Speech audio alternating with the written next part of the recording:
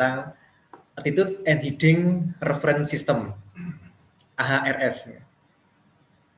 Nah, Attitude and Heading ini merupakan dua parameter nanti yang harus diketahui oleh pilot. Jadi kalau tadi dari pembicara sebelumnya tadi, Bapak Lasmati tadi, bagaimana pesawat itu dapat menentukan jarak terbangnya. Nah, maka sekarang bagaimana pesawat itu dapat menentukan attitude and heading-nya. Nah, tetapi sebelum kita masuk ke sana, kita lihat dulu apakah yang dinamakan dengan attitude and heading. Ya. Attitude itu dalam dunia penerbangan itu dikenal merupakan suatu sudut pesawat yang nanti berhubungan dengan bidang horizontal atau bidang mendatar atau bumi gitu ya. Nah, di sini dikenal ada dua macam sudut, yaitu roll dan pitch. Roll itu merupakan sudut bagaimana pesawat itu mengguling, bisa mengguling ke kiri atau mengguling ke kanan. Biasanya kalau pesawat itu belok itu kan pasti ada rollnya, ada menggulingnya. Nah, mengguling kiri, mengguling kanan itu dinamakan dengan roll. Nah, kemudian pitch. Pitch itu merupakan pergerakan naik turunnya nose pesawat. Kalau pesawat itu sedang take off itu biasanya nose-nya itu akan ke atas ya, sehingga nanti nose-nya ke atas sehingga dia bisa take off. Nanti kalau landing dia nanti nose-nya itu ke bawah gitu kan. Nah, jadi roll dan pitch itu merupakan dua sudut nanti yang itu merupakan termasuk kategori attitude pesawat. Nah, sekarang di sini itu attitude pesawat itu kalau kita lihat di kokpitnya itu memang nanti ada indikatornya. Nah, mungkin kalau di antara kalian ada yang sudah pernah masuk ke kokpit gitu ya, sudah pernah masuk kokpit itu bukan berarti menjadi pilot ya, mungkin di museum penerbangan gitu ada ya. Nah, ini kita lihat itu ada indikatornya ya, dan indikatornya itu memang sudah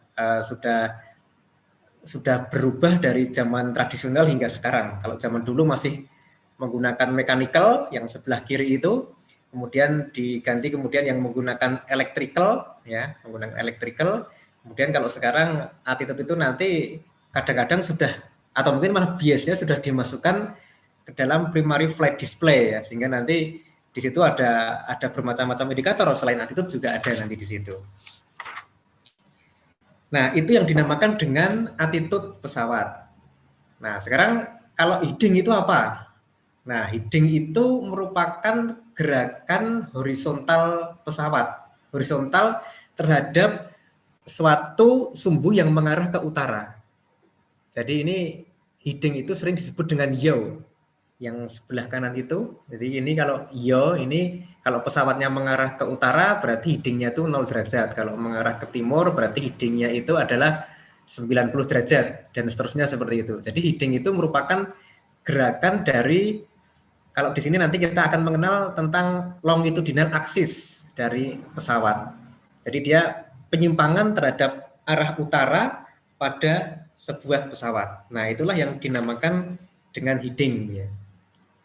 Nah, ini contoh indikator heading itu seperti itu, juga indikatornya sekarang sudah bermutasi ya, dari dulu zaman tradisional sehingga sekarang itu kadang-kadang heading itu nanti sudah digabungkan dalam sebuah HSI ya, horizontal situation indicator ya. Nanti ada sedikit nanti penjelasan di bagian belakang. Nah, untuk menentukan attitude and heading itu nanti banyak caranya. Nah, tapi kalau kita lihat di sini, kita lihat untuk yang pesawat yang termasuk kelas baru ini ya, yang sudah menggunakan glass cockpit seperti ini. Nah, ini nanti heading dan attitude itu nanti ditentukan dari beberapa sensor. Nah, kemudian dari sensor tersebut nanti masuk ke air data komputer, yang nanti dari situ nanti akan tertampilkan adanya data roll, pitch, and yaw, berarti data attitude dan data heading dari pesawat. Nah, kalau kita lihat dalam 3 dimensinya itu ya, kan seperti itu ya. Tadi baru 2 dimensi ya. Jadi yang disebut dengan attitude and heading itu merupakan roll dan pitch. Jadi ini kan gerakan roll itu gerakan dari mengguling pesawat, ini mengguling pesawat.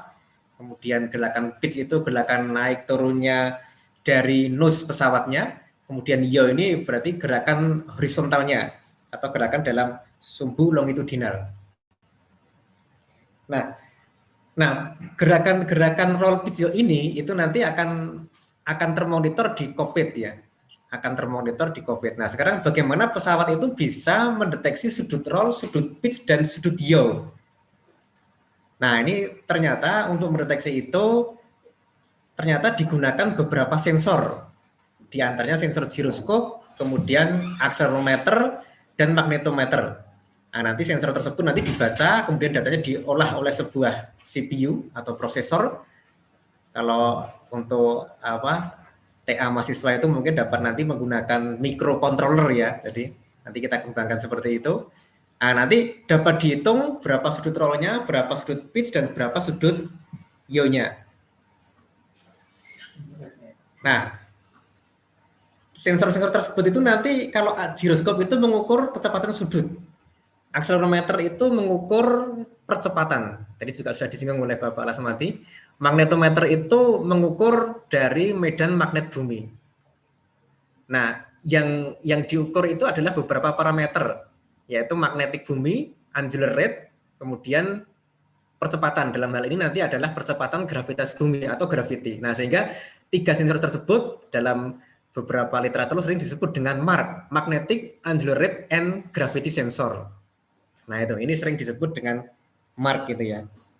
Nah, dari 3 sensor tersebut nanti akan kita lihat nanti dapat ditentukan roll, pitch, dan yaw dari sebuah pesawat. Nah, nantinya data sensor tersebut itu nanti kalau dikombinasikan dengan data dari GNSS, Global National Satellite System, nah itu nanti dapat memberikan data jarak, sehingga nanti kalau divisualisasi itu nanti akan tampil heading pesawat, arahnya, kemudian roll pitch-nya, kemudian nanti dia sudah menempuh sampai di mana. Nah itu karena adanya data tambahan lagi yaitu dari satelit GNSS. Kalau GNSS itu kan nanti bisa menggunakan GPS, juga bisa menggunakan GLONASS. Nah mungkin yang sering kita gunakan yang di Indonesia ini GPS ya, yang sering kita gunakan. Secara mandiri satelit itu tidak bisa, data satelit tidak bisa kita tentukan data headingnya. Nah, headingnya nanti dari sensor yang tadi itu, akselero, kemudian giroskop, dan magnetometer. Nah, coba kalau kita masuk sedikit tentang bagaimana cara penentuan altitude and heading. Nah, ini yang berikutnya kita lihat dulu ya. Secara umum ada 3 aksis nanti yang bekerja atau nanti yang digunakan untuk analisis sebuah gerakan pesawat, yaitu ada normal aksis, kemudian longitudinal, dan nanti ada lateral. Normal itu nanti untuk vertikal, ya nanti itu digunakan untuk gerakan yaw. Longitudinal itu nanti merupakan aksis sumbu ke depan, ke arah X ini ya biasanya. Itu nanti digunakan untuk perputaran dalam roll gitu ya. Nah, kemudian nanti untuk yang lateral itu nanti biasanya untuk perputaran pitch. Jadi ini Y. Jadi longitudinal itu nanti X-nya biasanya, lateral itu Y-nya, kemudian yang normal, yang tegak itu nanti Z-nya.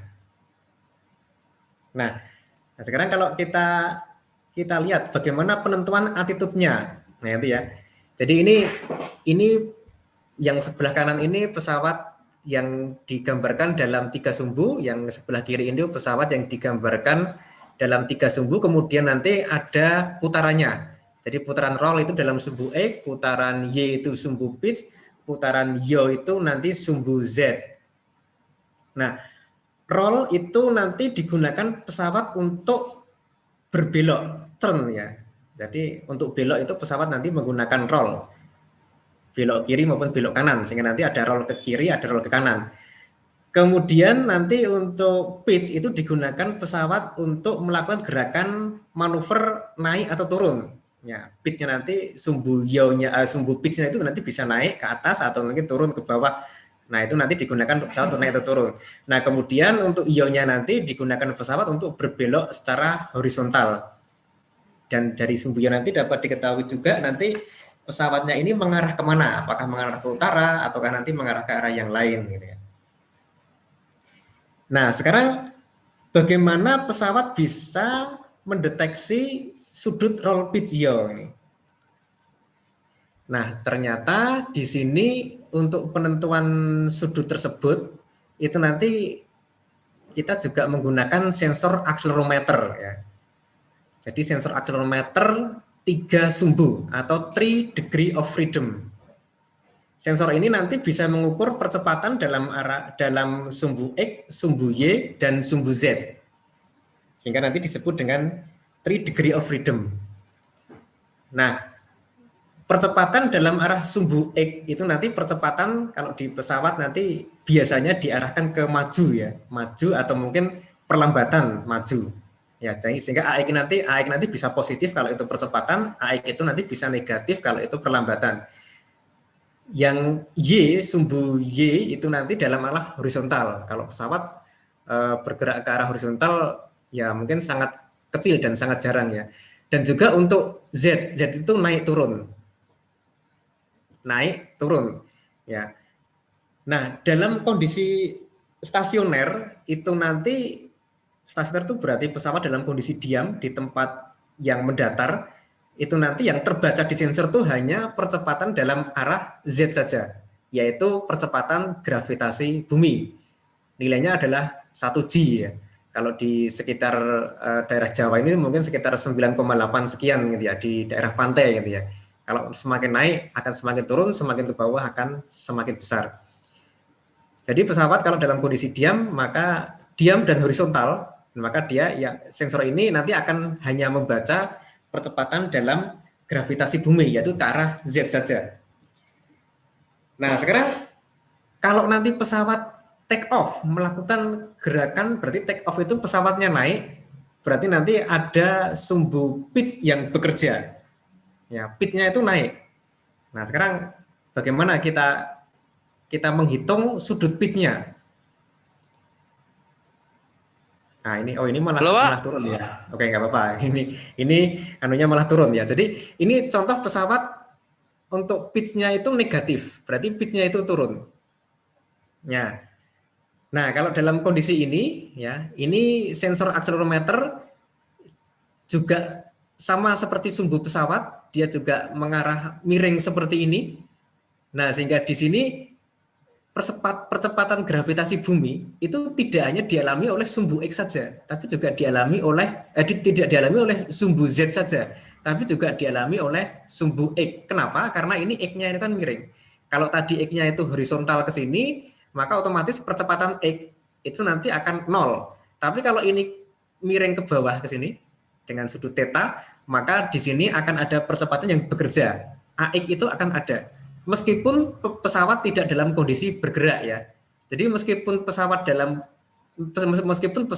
dalam kondisi mengalami percepatan, tetapi kalau miring seperti ini, otomatis maka untuk sumbu X nanti akan juga bekerja juga gaya gravitasi. Nah, penentuan sudut ini ya, sudut untuk pitch ini dari sini juga bisa, dari sini juga bisa.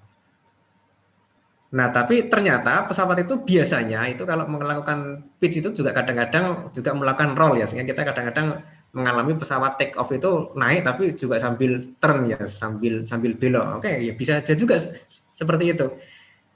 Nah, nanti kalau persamaan ini diturunkan ya, nanti setelah dicari persamaannya kita mendapatkan persamaan seperti ini untuk pitch-nya. Jadi untuk pitch itu nanti dapat dihitung dari nilai percepatan yang ada untuk sumbu X dibagi untuk percepatan sumbu Y kuadrat ditambah percepatan sumbu Z kuadrat. Ya berarti kalau nanti pesawat nanti hanya melakukan pitch saja, tidak ada gerakan roll ya berarti ini Y-nya 0, berarti cuma AX per AZ ya. AX per AZ di arkes tangan. Ya ini kan kalau ini kita carinya juga langsung bisa menggunakan arkes tangan juga bisa ini, andai kata tidak ada percepatan di sumbu Z-nya. Nah, itu dasar menghitung sudut pitch itu seperti itu. Dengan cara yang sama, ya, dengan cara yang sama, andai kata sensor ini kita gulingkan untuk sudut roll, nanti didapat juga persamaan untuk sudut roll. Nah, ini seperti ini. Nah, ini. Sudut roll itu nanti dapat dihitung dari ini, dari percepatan dalam arah Y kemudian dibagi seperti ini. Nah, jadi ternyata untuk menentukan altitude itu tidak sesulit yang kita bayangkan ya. Ternyata hanya menggunakan sensor akselerometer itu ternyata bisa. Nah, itu. Jadi ini mungkin nanti kalau ada yang mau mempelajari ini nanti silahkan, kita sangat terbuka ya. Jadi untuk menentukan sudut roll pitch pesawat itu ternyata tidak sesulit yang kita bayangkan. Hanya menggunakan rumus-rumus dasar seperti ini itu bisa. Ya, ini persamaan dasar untuk menentukan roll dan pitch ya. Nah sekarang kalau untuk menentukan yaw bagaimana? Nah ini tadi roll pitch sudah dapat persamaannya seperti ini. Sekarang kalau untuk menentukan yaw, nah kalau ini agak sedikit rumit mungkin ya. Ya, jadi untuk menentukan yaw itu kan yaw itu merupakan arah dari nose pesawatnya itu, arah nose pesawatnya. Arahnya itu diukur relatif terhadap arah ke utara. Berarti nanti kita ini kan semacam kompasnya. Nah, maka dia nanti menggunakan magnetometer. Magnetometer itu sensor yang mengukur medan magnet bumi. Medan magnet bumi sehingga nanti kita bisa mengukur penyimpangannya berapa derajat. Nah, kalau kita lihat medan magnet bumi itu seperti ini. Nah, ini jadi untuk kutub utara magnet bumi itu diyakini ini ya, di selatan, ini kutub utara, ini yang kutub selatan. Nah, sehingga kalau kita meletakkan kompas di bumi, nah, maka kompas itu nanti yang kutub utara kompas itu akan mengarah ke ini ya, kutub magnet selatan bumi. Kutub selatan kompas akan mengarah ke kutub utara bumi di sini. Nah, ini. Dan yang harus diperhatikan juga untuk medan magnetnya itu tidak horizontal ya. Jadi ini kalau kita lihat, kalau di sekitar Katulistiwa ini arah medan magnetnya itu horizontal. Tapi di sekitar kutub itu nanti di sini itu nanti mengarah masuk ke bumi. Kutub utara ya. Di sekitar kutub selatan itu medan magnetnya keluar dari bumi. Nah, ini. Nah, itu yang harus kita perhatikan. Sehingga nanti pada beberapa kasus nanti akan ada penyimpangan arah kompas. Ya, penyimpangan arah kompas ini nanti juga dalam dunia penerbangan juga nanti kita juga mengenal adanya kompensasinya nanti ya. Nah, itu jadi ada penyimpangan karena arah kompas itu karena arah medan magnet bumi itu tidak horizontal. Itu yang pertama. Yang kedua, ini merupakan kutub magnet bumi, yang ini merupakan sumbu bumi. Nah, ternyata kutub bumi itu tidak sejajar dengan sumbu bumi. Nah, sehingga ini sumbu rotasi bumi, ini untuk sumbu magnet bumi. Nah, sehingga kutub utara magnet bumi itu tidak tepat di kutub utara bumi. Nah, itu. Jadi ini kita mengenal adanya geografik North Pole, ini kan kutub utara secara geografis, dan ini Northern Magnetic Pole di sini. Jadi nanti ada dikenal juga nanti ada kutub magnet utara bumi. Nah, itu juga nanti tidak akan sama itu ya. Kemudian yang harus diperhatikan juga nanti yang harus diperhatikan dalam perhitungan itu nanti juga ini, besarnya medan magnet bumi tidak akan sama. Di sekitar kutub itu sekitar 60 ribu nanotesla, karena ini dekat dengan kutub ya. Di daerah Katulistiwa itu hanya sekitar 30 ribu nanotesla. Nah, berarti nanti kalau nanti ini dimasukkan ke magnet digital, nah nanti kalau magnet digital biasanya sudah ada kalibrasinya. Kalau di magnet analog mungkin kadang-kadang nanti akan ada sedikit penyimpangan seperti itu. Jadi di Katulistiwa ini merupakan medan magnet yang paling kecil. Kalau kita lihat secara lebih detail, nah ini secara lebih detail ini ya. Jadi ini di Katulistiwa itu medan magnetnya itu mendekati horizontal. Kalau di kutub ini ya ini agak sudah miring, dan di arah kutub ini nanti medan magnetnya itu nanti cenderung untuk vertikal nih arahnya. Nah, sehingga karena medan magnet itu tidak tepat mengarah ke utara, karena nanti ada penyimpangan, baik itu penyimpangan secara vertikal maupun penyimpangan secara horizontal, maka medan magnet itu nanti dapat digambarkan menjadi seperti ini. Nah, ini medan magnet. Ini medan magnet bumi yang F ini ya. Ini tidak tepat mengarah ke utara. Mengarah ke utaranya itu X ini. X ini utara, dia tidak tepat mengarah ke utara tapi mengarah ke bawah ya, di belahan bumi utara ini mengarah ke bawah dan sedikit mungkin ke timur. Nah, sehingga di sini medan magnet itu nanti mempunyai komponen ini, komponen gaya magnet yang utama, ada komponen X-nya ke arah utara, ada komponen Y-nya ke arah timur, ada komponen untuk ke bawahnya mengarah ke bawah bumi atau ke Z. Nah, sehingga dalam koordinat global, kalau nanti belajar tentang navigasi, nanti ada koordinat body atau koordinat sensor, ada koordinat global.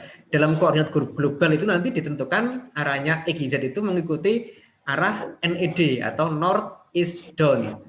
Karena itu nanti mengikuti juga ini, mengikuti arah medan dari magnet bumi seperti ini. Nah, sekarang penentuan sudut yaw itu bagaimana?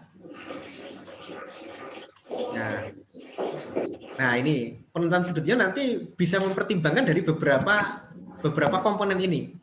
Ini yang ke utara, medan magnet ke arah utara dinamakan MX, yang ke arah timur dinamakan MY, yang ke arah selatan dinamakan dengan MZ. Nah, nanti untuk penentuan yaw nanti bisa menggunakan MY per ME. Ya, ini rumus dasarnya. MR ke tangan, MY per MX, kemudian dikurangi D. D itu apa? D itu penyimpangan medan magnet dari arah utara. Jadi tadi itu ya, jadi medan magnet bumi itu kan tidak tepat ke utara. Dia kadang-kadang menuju ke bumi, dia kadang-kadang juga keluar dari bumi. Juga bisa medan magnet itu tidak menyimpang ke utara, tapi agak menyimpang ke timur, agak menyimpang ke barat. Kenapa? Karena tadi itu, kutub magnet bumi tidak sama dengan kutub bumi. Kutub bumi itu bergeser dari kutub bumi. Nah, sehingga di sini kita dapatkan adanya D ini. D itu sering disebut dengan deklinasi ya, deklinasi atau penyimpangan arah magnet bumi terhadap arah utara. Nah, sehingga kalau kita lihat kompas-kompas yang digital itu kan nanti dia minta data lokasi ya. Nah, kenapa? Karena dia akan membaca D ini. Contohnya kalau di Indonesia mungkin D-nya berapa, dia akan mestinya dia membaca D-nya itu, sehingga nanti dia mengukur medan magnet ke arah timur dibagi ke arah utara, di arah tangan nanti dikompensasi dengan D ini. Nah, nilai D ini berbeda-beda di setiap permukaan bumi. Nah, kalau kita lihat, nah ini dari magnetic declination chart ini ya. Jadi ini tabel deklinasi magnetik ya. Ini merupakan sumbu penyimpangannya. Ini ada 0 ya. Nah, bersyukurlah kita di Indonesia itu terutama di daerah ini ya, Jawa, ini Jawa agak ke Sumatera ini ya. Deklinasinya itu 0, mendekati 0. Sehingga nanti arah kompas kita itu ya mengarah ke utara gitu ya. Karena deklinasinya 0. Tapi nanti di beberapa bagian bumi yang lain, contohnya di sini nih ya. Di daerah Australia bagian ini arah mendekati New Zealand ini kan sekitar antara 10 sampai 20 derajat. Berarti arah kompas itu nanti menyimpang 20 derajat. Dan juga di tempat lain juga nanti ada yang menyimpang. Ini ada yang menyimpang 10 derajat. Bahkan ada yang menyimpang sangat besar, ini ada yang mencapai berapa ini 40 derajat di daerah selatan. Daerah kutub nanti lebih besar lagi penyimpangannya. Nah, itu. Nah, ini sekali lagi untuk yang kompas digital mestinya di softwarenya itu nanti akan mengupdate nilai D itu sesuai dengan lokasi dia berada. Ya. Nah, itu jadi untuk menentukan heading atau yaw-nya itu bisa menggunakan nilai medan magnet bumi yang nanti dihitung dengan rumus seperti ini, kemudian dikompensasi dengan nilai D-nya ini. Tapi ini sebenarnya merupakan rumus dasar ya. Nanti kalau mungkin mau lebih tepat lagi, nanti ini harus ada kalibrasi atau kompensasi yang lain itu nanti ya. Nah, jadi sudut yaw itu secara dasarnya itu dapat ditentukan dari pengukuran medan magnet bumi yang nanti dihitung menggunakan rumus itu, kemudian nanti mendapatkan nilai yaw. Nah, berarti untuk heading menggunakan yaw, kemudian untuk attitude menggunakan akselerometer ya. Nah, ini attitude ini menggunakan data dari sensor akselerometer.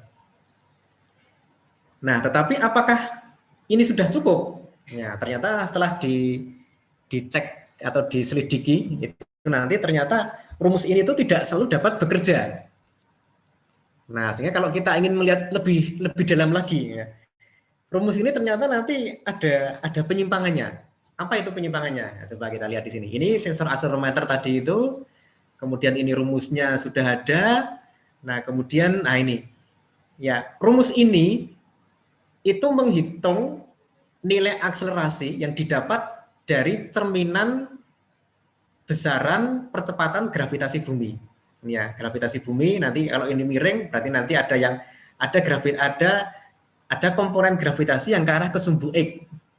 Dan juga ada yang ke arah ke sumbu Y, mungkin juga ada yang ke arah yang ke Z juga berkurang. Nah, ini dasar untuk menghitung roll dan pitch seperti itu. Nah, ini hanya bekerja jika benda itu dalam kondisi statik. Statik itu dalam arti tidak mengalami percepatan. Jadi kalau pesawat dalam keadaan tidak mengalami percepatan, maka bisa menggunakan rumus ini. Tidak mengalami percepatan bukan berarti harus berhenti.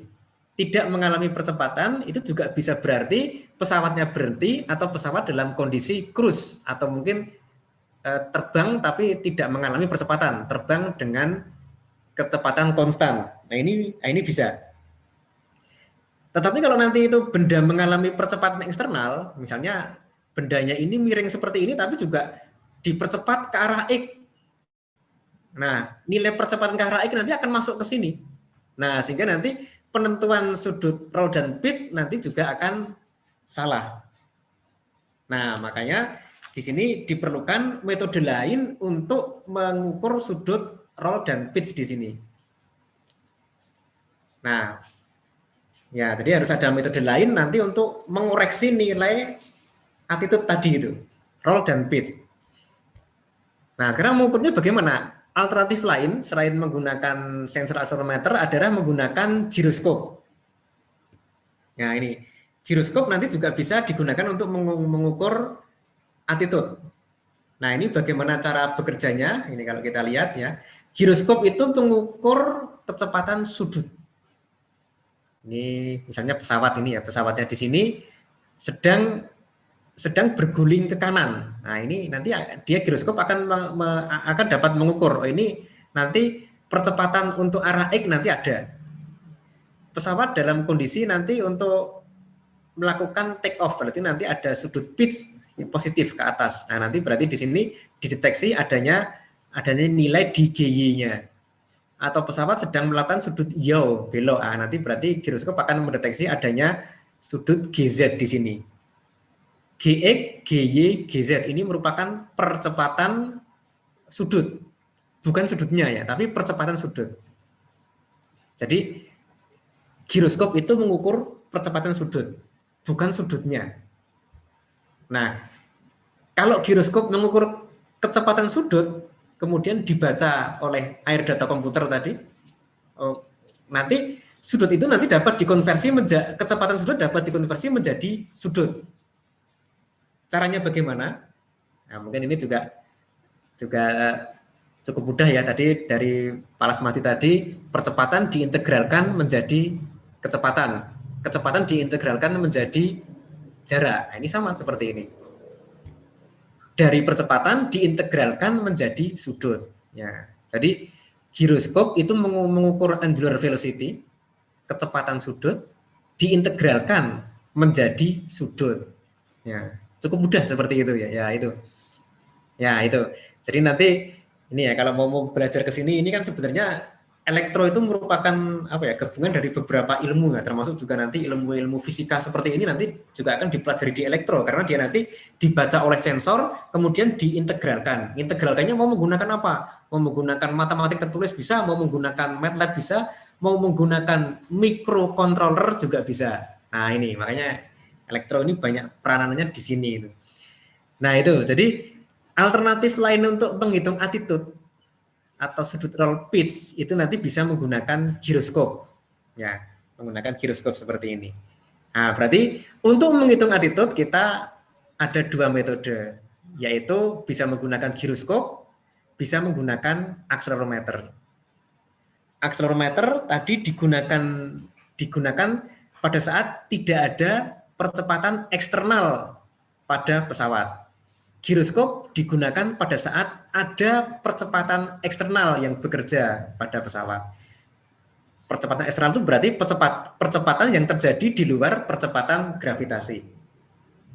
Nah, sekarang ini ya, berarti untuk kondisi pesawat dalam keadaan mengalami percepatan eksternal, altitude dapat ditentukan menggunakan giroskop.